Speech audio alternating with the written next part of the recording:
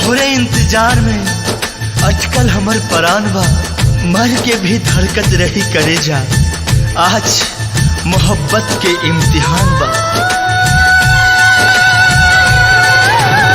बतावे या तू बाबा केहू के आइल जरूरी बा, कदम बढ़ा के रोका तारू ऐसन का मजबूरी बा।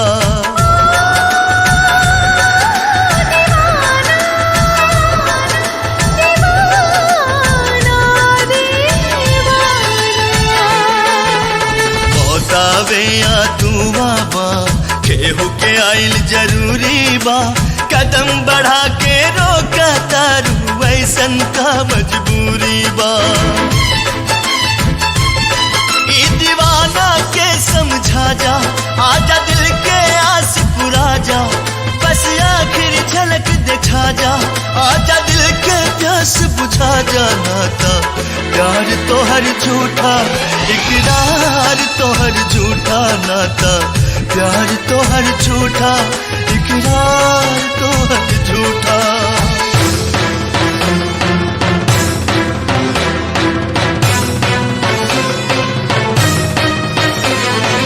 आजा आजा जीना तेरी गली में, जीना तेरी गली में। आजा आजा सूरज भी रहित त जल जाइत, ऊहो बेवक्त निकल जाइत, देख के हमरा हालत के पत्थर भी रहित त पिघल जाइत।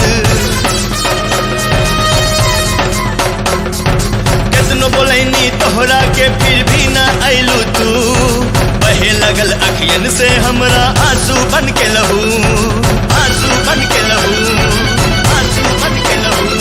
रो रो के यदि हम मर जाइब त इतना वफा निभा दीहा, आंचल के अपना कफन बना के चुपके से दफना दीहा, आंचल के अपना कफन बना के चुपके से दफना दीहा, चुपके से दफना दीहा।